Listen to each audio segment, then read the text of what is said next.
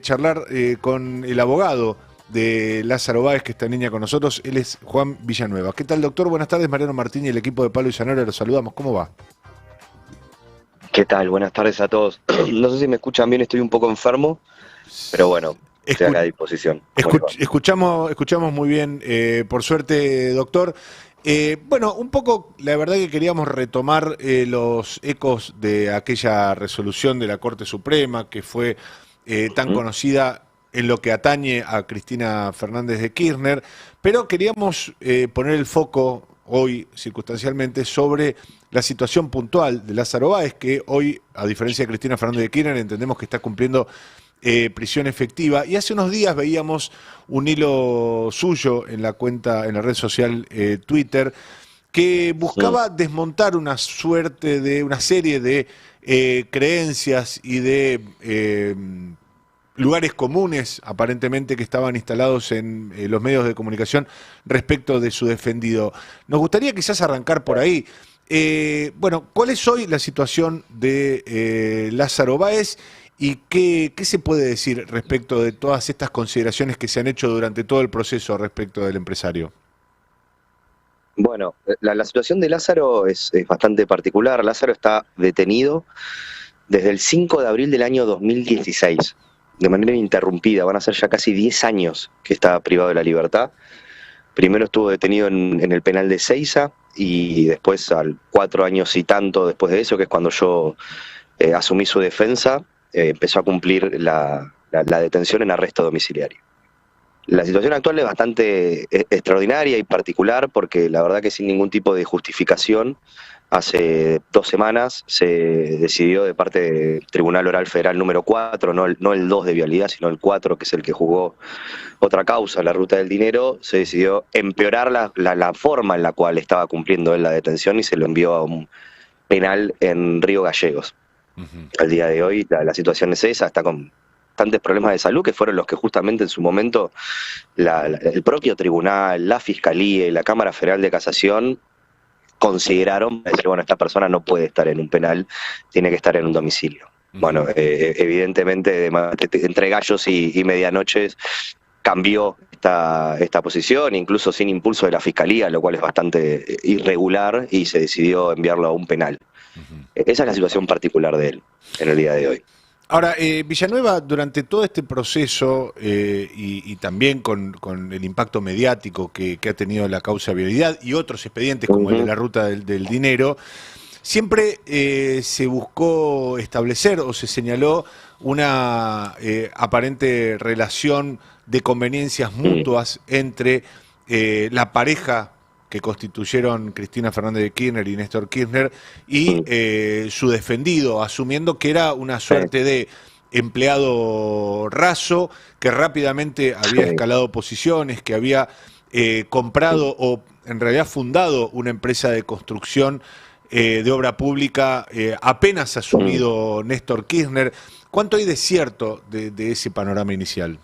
No, la realidad es que se construyó mediáticamente, diría desde el año 2013, 2012 en adelante, un espantapájaros, podemos decir, una figura que no existe. Lázaro fue empleado bancario desde el año 1974, primero en el Banco Nación, hizo carrera en el Banco Nación hasta el año 85, 86, si no recuerdo mal. Llegó a ser gerente del Banco Nación, pasó ahí al Banco de la Provincia de Santa Cruz, en el cual llegó a ser el gerente general del Banco de la Provincia de Santa Cruz, y luego de la intervención del banco quedó como subinterventor, cargo en el que se mantuvo hasta que el Banco de la Provincia de Santa Cruz se privatizó. En ese momento se retiró de la actividad bancaria, se empezó a dedicar a la construcción, estamos hablando de 1998, 1999, empezó con una constructora haciendo obras civiles y algunas viviendas para el Estado, obras públicas menores. Tuvo distintas empresas constructoras hasta que en el año 2003, en realidad fueron finales del año 2002, fundó junto con otro empresario de la construcción muy conocido del sur, de apellido Gotti, y otra persona más, Austral Construcciones. Ellos 3 eran los socios de esa empresa. De hecho, Lázaro en ese momento era el socio minoritario, tenía el 30% del paquete accionario.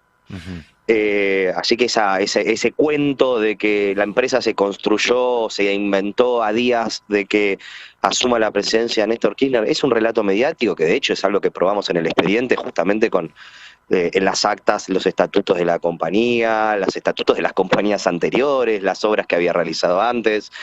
No, eso es la verdad, sinceramente, es un cuento que se utilizó para darle algún tipo de volumen a un expediente que en los hechos nunca lo tuvo. Lo importante, o para que a la gente le quede claro, que para mí es el punto central, en la causa vialidad, lo que se juzgó, perdón, fueron 51 horas viales de 107 obras que se hicieron en la provincia de Santa Cruz. Las otras 56 obras las hicieron otras empresas que no tenían nada que ver con Lázaro Báez. Lo importante y lo central es que no se quiso hacer durante la instrucción de esta causa una pericia, se negó sistemáticamente a todas las defensas que se hiciera una pericia, y cuando la causa llegó elevada al tribunal sin ninguna prueba, el tribunal dijo, bueno, algo tenemos que hacer porque si no podemos empezar un juicio. Como una pericia sobre 51 horas le iba a llevar mucho tiempo, el tribunal dijo, bueno, vamos a hacerla solamente sobre 5, y le pidió al fiscal que elija cuáles quería él. Se hizo una pericia que tuvo una particularidad, que durante el debate, cuando los peritos que le hicieron vinieron a declarar, no pudieron explicar ninguno de los peritos, ni el perito de la fiscalía, ni el perito de la corte, de dónde habían sacado los números, cómo habían hecho las cuentas, a un punto tal que la propia sentencia del Tribunal Oral Federal número 2 dice, yo no puedo usar esta pericia porque está toda mal. La sentencia de vialidad dice, la pericia que se hizo es incorrecta. La particularidad o la gravedad de lo que pasó entonces es que el tribunal dijo, ahora entonces yo voy a hacer una pericia ingenieril, y 3 abogados, como quien les habla, porque los jueces son abogados nada más, se mandaron a hacer una pericia ingenieril, ahora ya no sobre 5 obras, sino sobre una sola, sobre 3 tramos de la Ruta 3. A ver, no es ninguna novedad o no es ninguna sorpresa que cuando empezamos a analizar la pericia que hicieron estos 3 abogados, bueno, le habían errado con las cuentas, habían hecho mal operaciones matemáticas muy simples como reglas de 3 simple, habían inventado números, se habían olvidado ítems de las obras. Fue verdaderamente un bochorno la pericia que hicieron. Esta pericia, nosotros, cuando fuimos a casación, mostramos punto por punto todos los errores que tenía, y una particularidad, nosotros, desde la defensa, mostramos primero al tribunal y después a casación los valores de todas las obras de las otras provincias del país. Nosotros demostramos con información que vino directamente de la Dirección Nacional de Vialidad que las obras que se hicieron en Santa Cruz no solo estaban en valores de mercado, sino que en algunos casos costaron 1/3 de lo que costaron esas mismas obras en la provincia, por ejemplo, de Santa Fe o de Córdoba. Entonces, en ningún momento y de ninguna forma, nadie, ni la Fiscalía, ni el Tribunal con su pericia inventada, pudieron acreditar la existencia de sobreprecios. Las obras que se ejecutaron en Santa Cruz, con los costos bastante mayores que hay en Santa Cruz, porque está muy lejos de la zona núcleo del país, son significativamente menores en muchos casos que obras realizadas en Buenos Aires, Santa Fe o Córdoba. Villanueva, ¿Sí? le quiero preguntar esto, porque sí. hay un concepto que atraviesa parte de esta investigación que yo no he seguido de cerca, pero hablando en su momento con uno de los peritos, a mí me decía, bueno, las defensas o parte de las defensas estaban apuntadas a mostrar que no tenían vinculación con un delito, otras... Ahora, pero... Lo que decía el perito es que lo que no se ha demostrado es que hubiese un delito, justamente, no que hubiese un delito y que los implicados no tenían que ver o tenían que ver, sino que directamente no se había comprobado la existencia de un delito. No sé si es esa la tesitura que tiene la defensa de Lázaro Báez. Pero o sea, es lo que nosotros demostramos en el juicio. Nosotros mostramos que la situación, a ver, para que se entienda, la piedra central de la acusación fue decir, en Santa Cruz hubo una situación excepcional, distinta al resto del país, ¿sí? Las obras se pagaban más caras, los controles eran menores, las obras se pagaban por adelantado. Bueno, todo eso se probó falso. Para que también se entienda, porque es un tema un poquito técnico, pero cuando uno hace una obra pública de cualquier índole, pero en este caso rutas, no es que al contratista le dicen, mire, la obra sale 5 millones de dólares, acá los tiene, hágala. Eso no pasa, no solo en Santa Cruz, no pasa en ningún lugar del país, y no pasó en Santa Cruz. Hay algo clave, que es que antes de hacer esta denuncia, Javier Iguacel, en su primer acto, al asumir como director de Vialidad, ordenó que se hiciera una auditoría sobre las obras de Santa Cruz.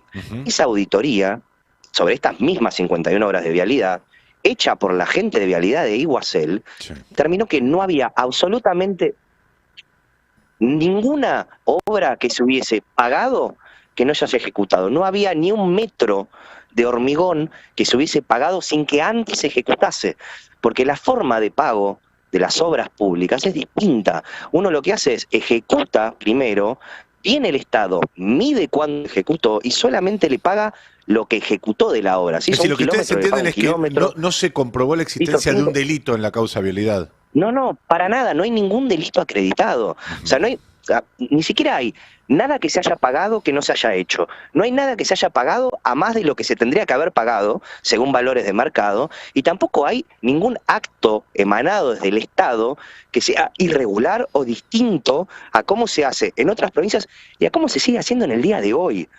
¿Sí? Porque de repente parte de la acusación hablaba de un decreto firmado primero por Néstor Kirchner y otro que lo modificó durante la presidencia de Cristina Kirchner, que lo que hacía era dotar a la Dirección Nacional de Vialidad de recursos para ejecutar obras viales a partir de un impuesto a los combustibles. ¿Sí?